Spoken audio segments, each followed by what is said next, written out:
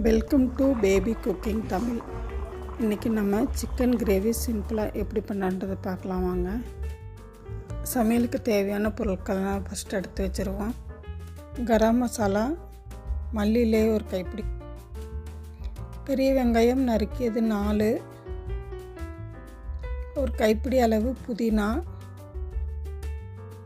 கருவேப்பிலை சிறிதளவு, நல்லா பழுத்த தக்காளி 2 மசிச்சு எடுத்துக்கோங்க.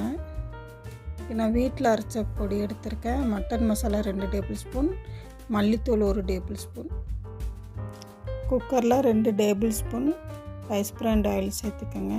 எண்ணெய் காஞ்சோன்னா நறுக்கி வச்சுருக்க பெரிய வெங்காயம் சேர்த்துக்கோங்க. கருவேப்பிலை, கரம் மசாலா, இஞ்சி பூண்டு பேஸ்ட்டு 2 டேபிள் ஸ்பூன், உப்பு தேவையான அளவு. எல்லா பொருளுமே ஒன்றா போட்டு வதக்கி எடுத்துக்குவோம்.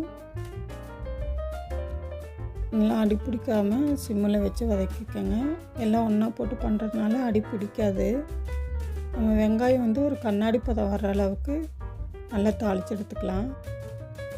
புதினா இலையும் மல்லித்தலையும் மிக்சியில் சேர்த்து கொஞ்சமாக ஒரு ஸ்பூன் அளவுக்கு தண்ணி விட்டு நல்லா நைஸாக அரைச்சி எடுத்துக்கலாம். வெங்காயம் கொஞ்சம் நல்லா வதங்கினதுக்கப்புறம் நம்ம அரைச்சி பேஸ்ட்டு அதோடு சேர்த்து நல்லா கிளறி கொடுத்துக்கலாம்.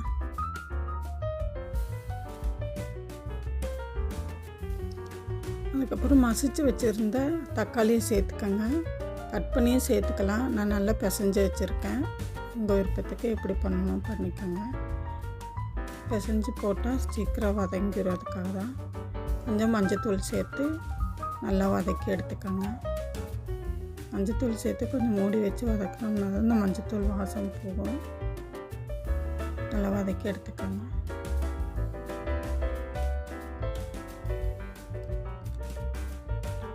நல்லா மூடி போட்டு நல்லா சிம்மில் வச்சு நல்லா அந்த வெங்காயம் தக்காளி எல்லாமே நல்லா வதங்கி லைட்டாக எண்ணெய் பிரிஞ்சு வர்ற அளவுக்கு நல்லா வேக விடுங்க. அதுக்கப்புறம் நம்ம சிக்கனை சேர்த்துக்கலாம். சிக்கனை சேர்த்து 1-2 நல்லா கலக்கி விடுங்க.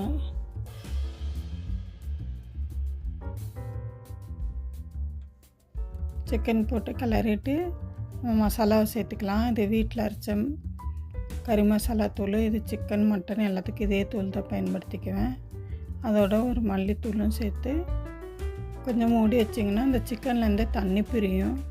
தண்ணி பிரிஞ்சதுக்கப்புறம் நல்லா கலக்கி கொடுங்க.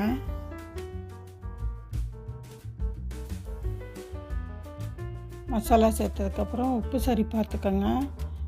சிக்கனுக்கும் மசாலாவுக்கும் தேவையான உப்பை பார்த்துட்டு கொஞ்சம் சேர்த்து போட்டுக்கோங்க. உப்பு சேர்த்துட்டு நல்லா கிளறிட்டு ஒரு 1/4 லிட்டர் தண்ணி நான் ஊற்றுறேன். நான் கொஞ்சம் கிரேவியாக தான் பண்ண போகிறேன்.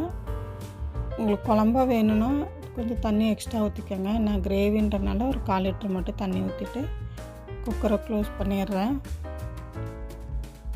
5 விசில் வர்ற அளவுக்கு விட்டுருங்க.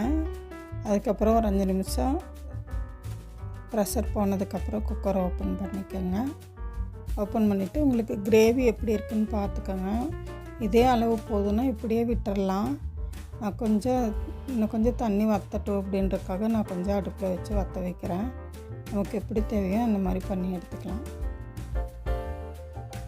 இவ்வளோ நேரம் பொறுமையாக என்னோடய சேனல் பார்த்ததுக்காக நன்றி. உங்கள் ஃபேமிலிக்கும் ஃப்ரெண்ட்ஸுக்கும் ஷேர் பண்ணுங்கள், சப்ஸ்கிரைப் பண்ணுங்கள். தேங்க்யூ.